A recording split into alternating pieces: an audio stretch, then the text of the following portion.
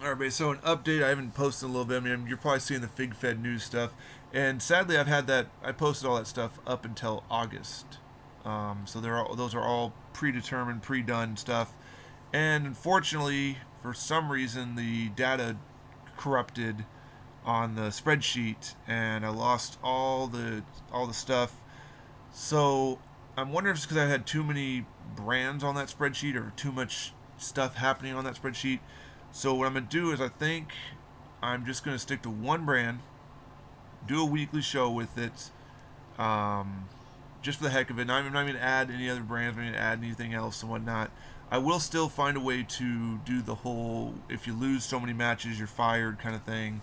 I will still do like the random World War III type stuff. I just won't do so many brands, so therefore it's not as jumbling, I guess, with all the different people. I'm still in the process of turning everybody, all the brands or all the styles into basically ultimates, like with Disco Inferno here and such.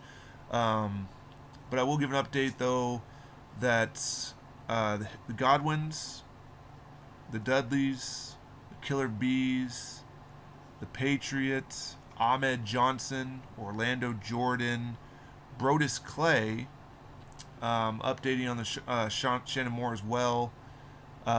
Who else? The Fantastics, Southern Boys. Just a long list of people I've been putting together. In fact, I got the parts for almost all of them.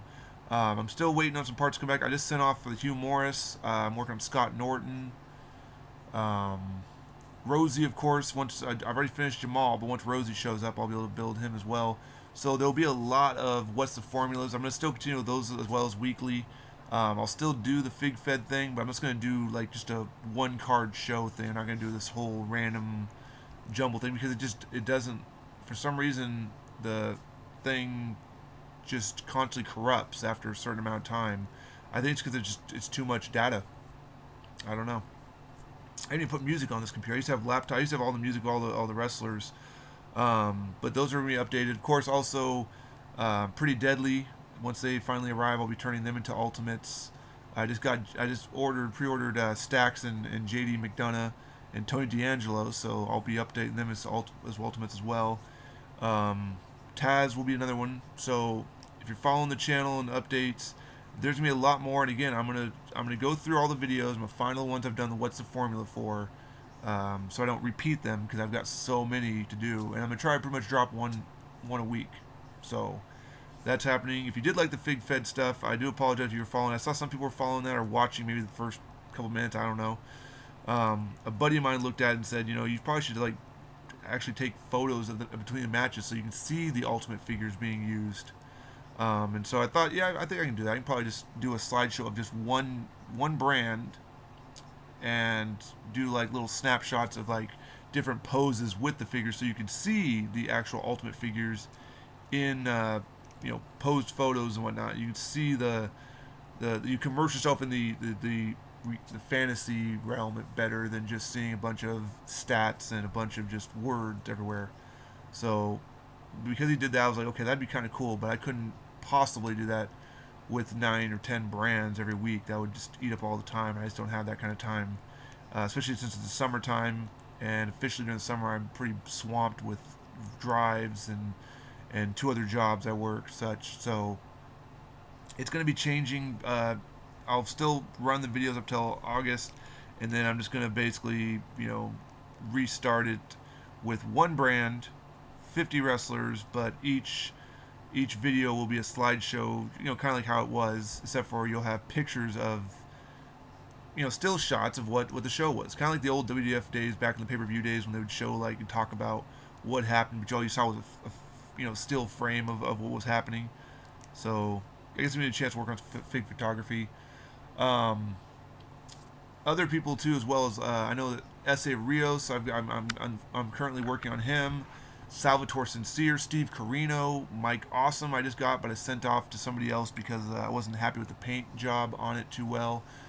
Um, Ludwig Borga, his singlet's on the way. Same with Jesse from Jesse and Fess's. His singlet's on the way. The Dudleys, I'm going to be updating them to Ultimates as well because I've got their T-shirt and their muscle shirt on the way as well from somebody. So a lot of figures coming out in the next month or two. Right now when I'm recording this is June 2nd, so you may not see any of the decals or the formulas on those until possibly October, as I'm only trying to do one a week. I might do two if people are really demanding it and whatnot.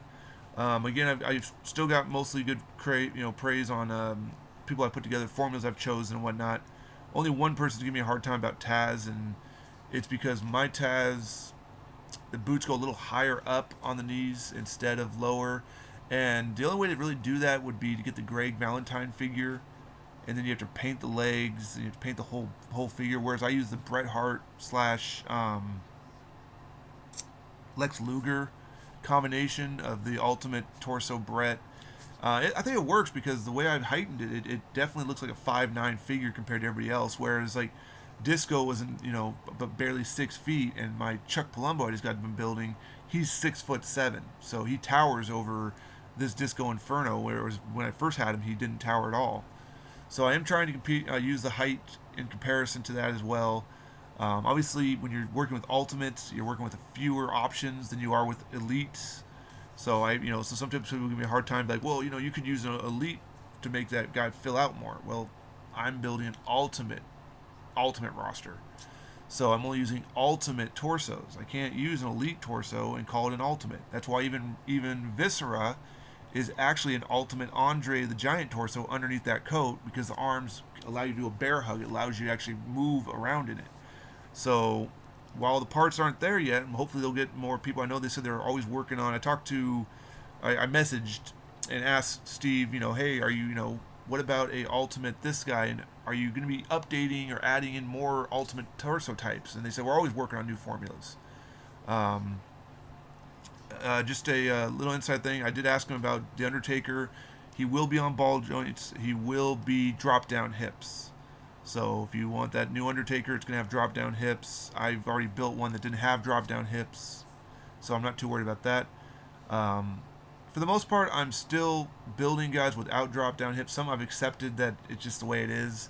Those new torsos, I've tried putting some people together. I'm going to watch a few more videos and see why it's not working out too well. MVP, I'm trying to make without drop down hips. But like for instance, Hugh Morris is going to have drop down hips because I just literally painted over a Jim Neidhart. And someone said I used too much paint to make my customs. Is there such a thing?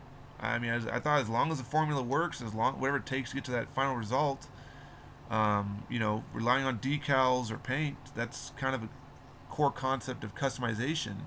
Yeah, I try to build mine without, with just using random parts to put together to build the person, but you have to add decals. Not everybody's going to have Shannon Moore's tattoos. You have to add paint. So, Dustin Y, as it is, he had no problem sending me a email telling me how my stuff's trash and garbage, and I'm just not good at this at all. Which, that's his opinion, but at the same time, I don't have to, as an adult, just be abused by somebody, because customization, it's a world unto itself, and everybody has their own opinions. To me, am I perfect? Am I happy with everything? I'm happy with the stuff I can do. Sometimes I send people off to try to get, to do better. When nobody's gonna be 100% perfect, because I don't have the factory to do this stuff like Mattel does. I don't have millions of dollars to invest in that kind of stuff. So while he may hate on my formulas, whatever it is, I've got people he doesn't have, and he's had some people that I've questioned, but I went along with it, and I go, I could probably tweak this one a little bit better. I've seen people who are just starting out in the customization world. Their paint skills are very subpar, but I'm not like, oh, give up now, loser. You're not good.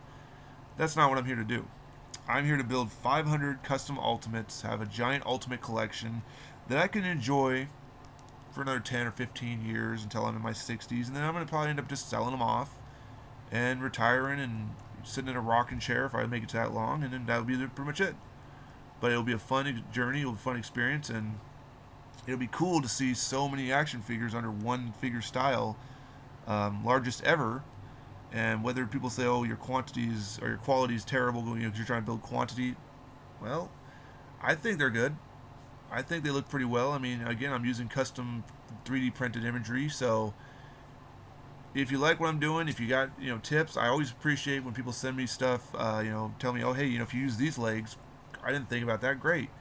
I know that Brodus clay right now. I bought two by mistake. My fault.